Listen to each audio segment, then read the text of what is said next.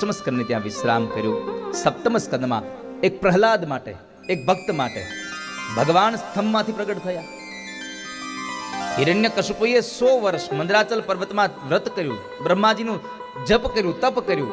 બ્રહ્મા પ્રસન્ન થયા તો બ્રહ્માએ કીધું કે માગો હિરણ્યકશિપુ, શું વરદાન આપું? આ રાક્ષસો પહેલા વેલા હંમેશા જેટલી મેં રાક્ષસોની કથા વાંચી ભગવાનને પ્રગટ કર્યા. ભગવાન કે માગો શું આપું? પેલું વેલું માગે મરવું નહીં એવું આપો. આને મરવું જ નથી હાલ. પણ બ્રહ્માજી કહ્યું જાતસ્ય હિ ધ્રુવ મૃત્યુ. આ સંસારમાં જે આવે છે એ જાય છે, સંશય નથી. આવે એ જાય છે, પાછો જાય છે, પાછો આવે છે. બીજું કઈક માંગે. બધી જગ્યાએ વાલા ભક્તો આપણું બળ ચાલે. જુઓ, દાદા ભીષ્મએ મૃત્યુને પોતાના વશ કર્યું હતું, પણ જવું તો પડ્યું છે. ભલે મોડું તો મોડું, પણ જવું પડ્યું. આ દુનિયામાં બધી જગ્યાએ તમારું ચાલશે. એક પરમાત્માનું જ્યારે બોલાવો તમને આવશે, પરમાત્મા તમને જ્યારે તેડું મોકલશે, ત્યારે તમારું નહીં ચાલે. તને મોટા ઘરનું તેડું જ્યારે આવશે, તને મોટા ઘરનું તેડું જ્યારે આવશે, આનાકાની જરીએ ન ચાલે, આનાકાની જરીએ ન ચાલે, જ્યારે એ બોલાવશે,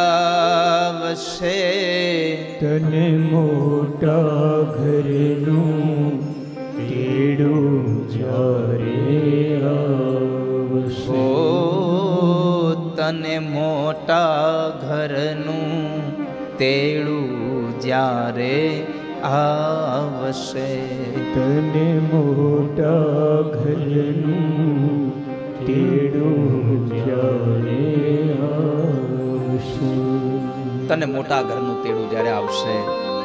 આનાકાની જરીએ નહીં ચાલે.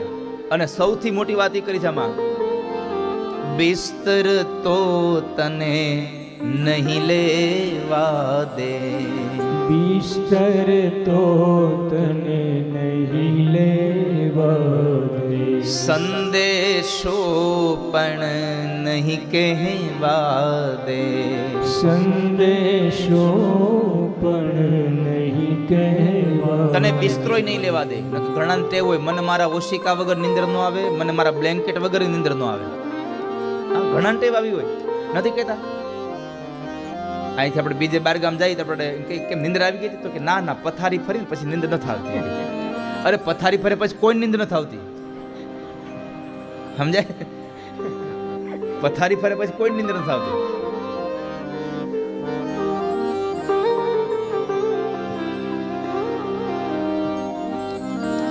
બિસ્તર તો તને નહીં લેવા દે, બિસ્તર તો તને બ્લેન્કેટ ભેગું નહીં આવવા દે, સંદેશો પણ નહીં કહેવા દે, સંદેશો પણ નહીં કહેવા. બોલાવીને દીકરાઓને કેવું હશે કે દીકરાઓ આનું આમ છે તેનું તેમ છે, આ કાંઈ નહીં કહેવા દે. સમય નહીં આપે. લખી રાખજો, જે કેવું હોય ને અગાઉથી લખીને રાખવાનું. ક્યારે વ્યાજ જશો નક્કી નહીં. તમારા ઘરમાંથી તમને જ કાઢશે બહાર. હાલો નીકળો. અને રસ્તામાં ખાવા હાટું કઈ ભાતું નહીં આપે. એટલા માટે ભાવથી જે સમય આપણી પાસે છે એનો સદુપયોગ કરી લેજો વાલા ભક્તો. હિરણ્યકશિપુએ કીધું મરું નહીં એવું વરદાન આપો. ભગવાન બ્રહ્માએ કીધું બીજું માગ, મરવું તો પડશે.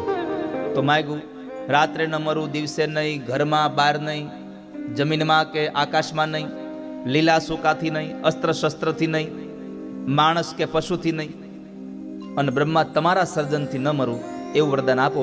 ભગવાને કીધું કાંઈ વાંધો નહીં, તથાસ્તુ. તું મારા સર્જનથી ન મરે તો કાંઈ નહીં, જેણે મારું સર્જન કર્યું છે એ નારાયણ તને મારશે, પણ તારે મરવું પડશે. એ વાત પાકી છે. અંતે કયાધુના ઉદરમાંથી 100 વર્ષ પછી પ્રહલાદજી મહારાજનો જન્મ થયો. કારણ કે જ્યાં સુધી હિરણ્યકશિપુએ મંદરાચલ પર્વતમાં તપ કર્યું ત્યાં સુધી કયાધુના ઉદરમાં બાળક હતું. એ બાળક સહિત એ નારદના આશ્રમમાં રહ્યા. નારદજીને રોજ સત્સંગ સંભળાવ્યો અને એ સત્સંગ બાળકના ઉદરની અંદરમાં જે બાળક હતું એના ઉપર પડ્યો. જન્મતાની સાથે બાળક ભગવાનમય બન્યો, ભગવાનની ભક્તિ કરતો રહ્યો. 5 વર્ષના એ પ્રહલાદજી મહારાજ થયા, ભણવા બેસાડ્યા. તો ભણવાની અંદર પણ એક જ વાત હતી, ભગવાનનું ભજન કરતા. જ્યારે ગુરુજી બહાર જાય અને આને ભણાવવાનું કામ દઈને જાય તો એક જ વસ્તુ ભણાવે, ભગવાનની ધૂન કરાવે. બીજું, એકવાર હિરણ્યકશિપુએ પૂછ્યું કે તું ભણ્યો એમાં સારું શું લાગ્યું? તો કે પિતાજી, આ સંસાર અંધારા કૂવા જેવો છે, એમાં પડીને આત્મહત્યા કરવી એના કરતા મારા નારાયણને ભજી લેવાય. એના પર ક્રોધે ભરાઈને કાઢી મૂક્યો. ખબરદાર, મારા દુશ્મનનું નામ લીધું છે તો. બીજી વખત બોલાયો, તું ભણ્યો એમાં સારું શું લાગ્યું? તો કે પિતાજી, નવધા ભક્તિ સારી છે.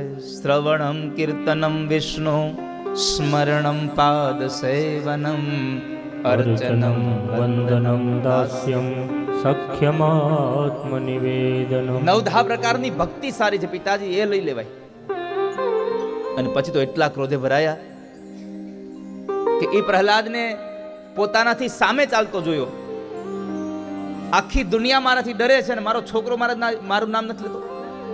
આ દુનિયાનો નિયમ છે, જેને કોઈ ન પહોંચે એને, હા બરાબર છે. તો પ્રહલાદજી મહારાજ એના અગેન્સ્ટમાં ચાલતા હતા. એ તો નારાયણ નારાયણ કરતા હતા. પછી પ્રહલાદજીને મારી નાખવા માટે કેટલા પ્રયત્નો કર્યા છે.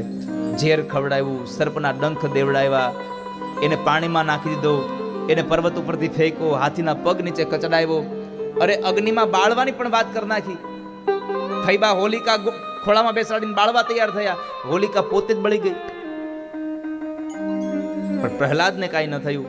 પછી પ્રહલાદને વૈશાખ મહિનાની અંજવાળી 14 સાંજના સંધ્યાના સમયે પૂછ્યું પ્રહલાદને હિરણ્યકશિપુ એના પિતાએ, ક્યાં છે તારો નારાયણ?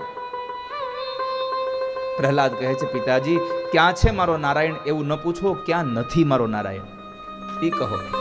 આ સંસારમાં ક્યાં નથી? હરિવ્યાપક સર્વત્ર સમાના પ્રેમ તે પ્રગટ હોઈ મે.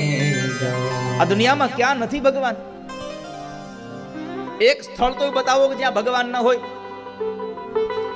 અરે તમે બધાય માતાજીને સ્તુતિ કરો છો, નોરતા આવે ત્યારે નથી ગાતા?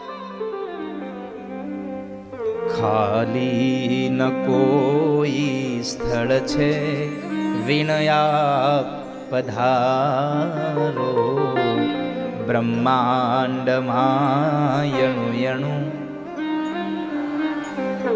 લો, અહીંયા તમે જ નક્કી કર્યું, બ્રહ્માંડમાં અણુ અણુ મહીવાસ તારો. બ્રહ્માંડમાં બધી જગ્યાએ ભગવાન છે, તો કેમ કહી શકાય ક્યાં છે ભગવાન? એમ